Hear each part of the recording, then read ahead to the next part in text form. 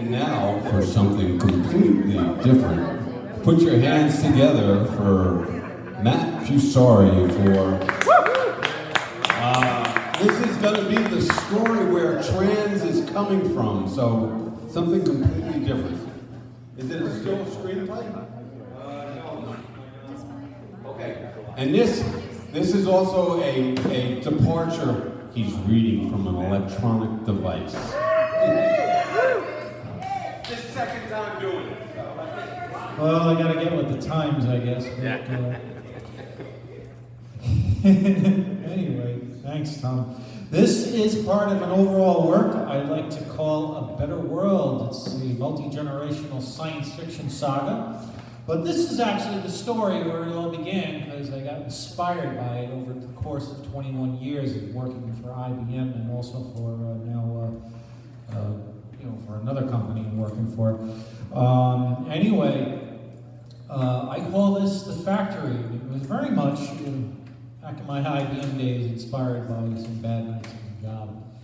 And anyway, I call this The Factory. It takes place sometime in the late 21st century, about 40 years or so before the events of trans.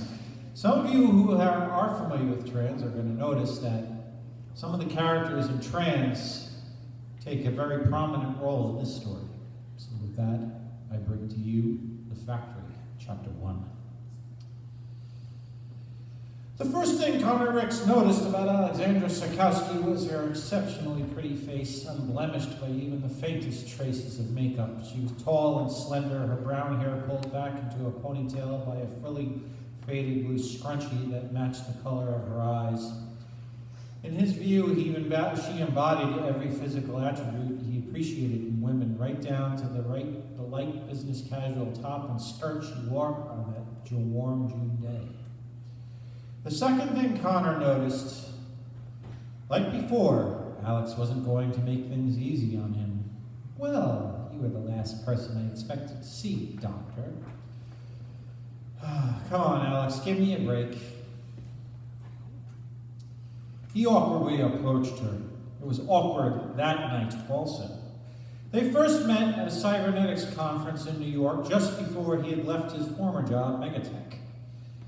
He wanted to meet her again, especially after what happened, but not as soon as he expected.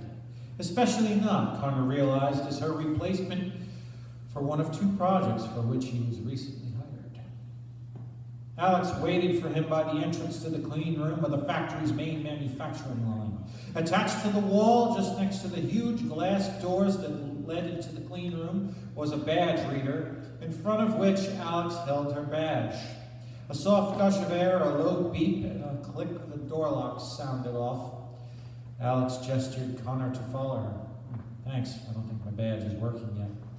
Clean your shoes here, Alex said, pointing down at a small device with brushes and a vacuum hose attached at the base. A silver small colored button was attached to a thin, narrow shaft just above the hose. Connor placed each shoe in one at a time between the brushes for about 10 seconds. It doesn't have to be this way, Alex. You can call me.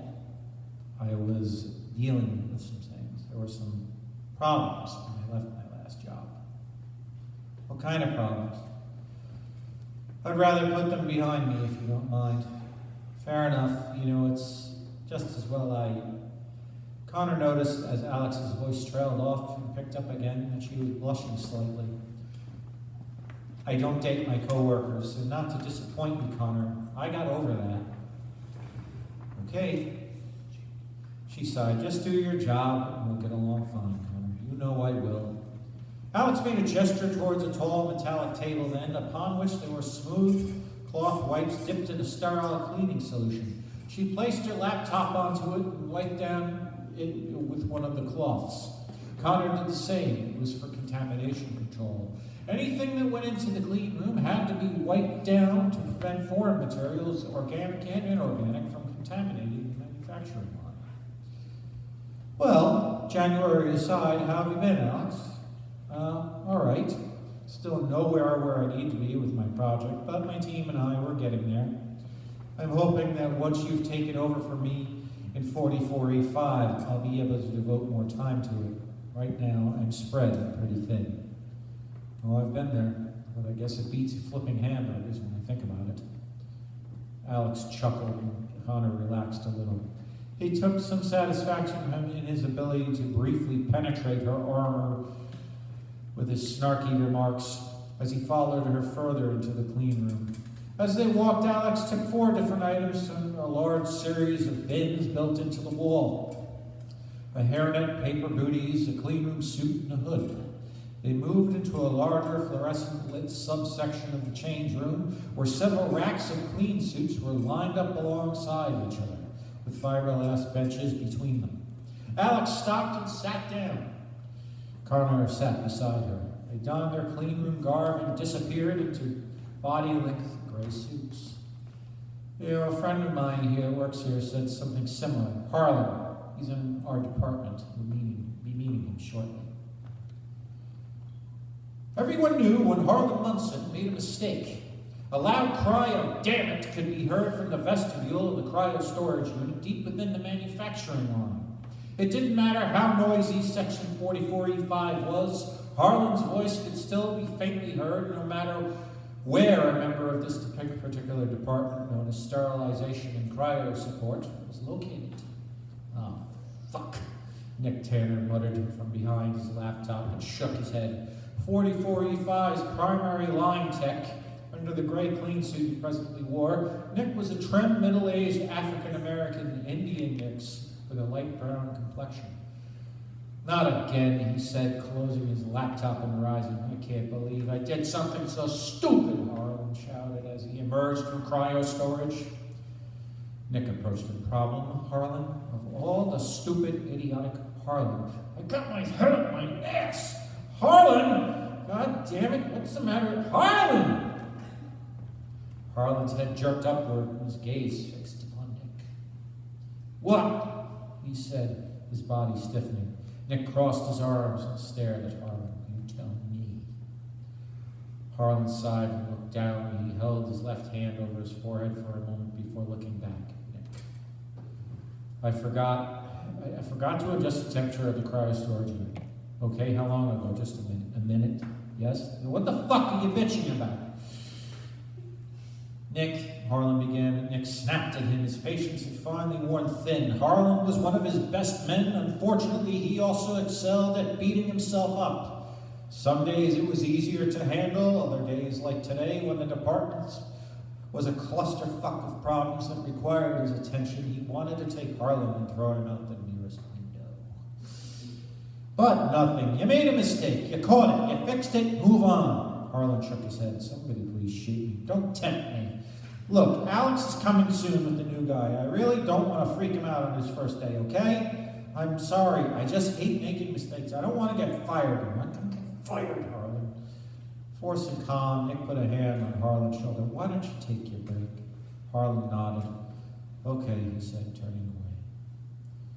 Connor wasn't all that impressed as he and Alex emerged from the chain room into the aisle that gave him egress to the main atrium of the manufacturing line.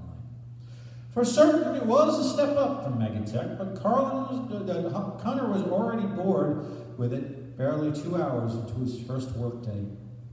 Like his former job, the manufacturing line in the factory was a miniature city, lit by the same kind of fluorescent lights that were in the change room. Exhaust pipes and an overhead transport system that reminded Connor of the New York City subway mapped the ceiling as far as his hazel eyes could see, though blurrier from the distance because the prescription on his glasses needed updating.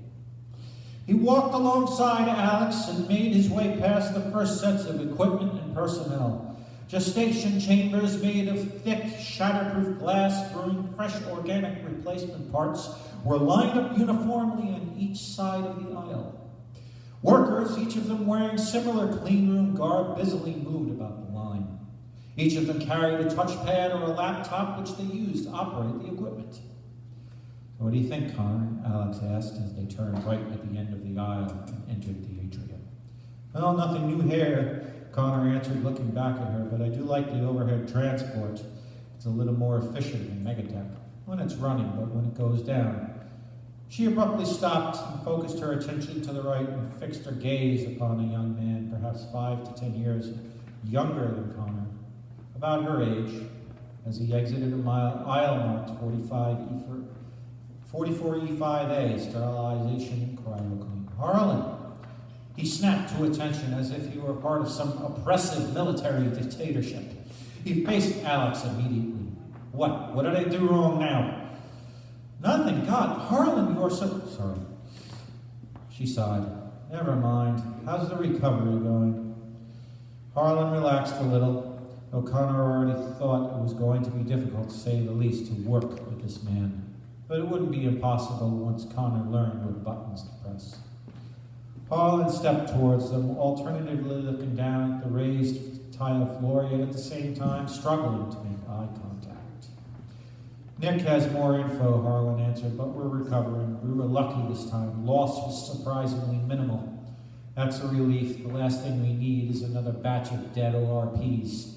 How often does that happen? Connor interjected. Harlan's voice dropped to a low growl momentarily. More than it needs to. That's one of the problems you'll be working on, Connor, Alex added, glancing at him and back at Harlan. Well, Harlan, this is Dr. Connor Ricks. He's taking over for me. Harlan extended his right hand, and Connor accepted it. Oh yeah, the boss said you were starting today. How you doing, Doc? Just Connor, thanks. Alex told me about you also. Oh yeah? She smiled reassuringly. Relax, Harlan, nothing bad. Harlan fidgeted about for a moment, looked back at the floor, and again at Alex. I have to go. I need some coffee. The last thing you need is coffee. Harlan smiled briefly. Creature of habit, what can I say? Okay, Alex replied. See you later. Lunch today? I can't. I'm sorry, I made other plans. Okay. Oh, good meeting you, Connor. Looking forward to working with you, Harlan. Thanks. Harlan turned and left. His pace quickened as he traveled further up the atrium. By the time he arrived at the aisle marked Gestation 1, the same one Alex brought him from the change room, Connor could hear the stomp of Harlan's feet against the floor plates. Cheerful guy, Connor said. He has his quirks, but he's a good man. I trust him. Unlike some other people here. I don't know how to take that. I told you, I'm over that, Doctor. Connor nodded slightly and muttered, right, as they resumed their tour of the line.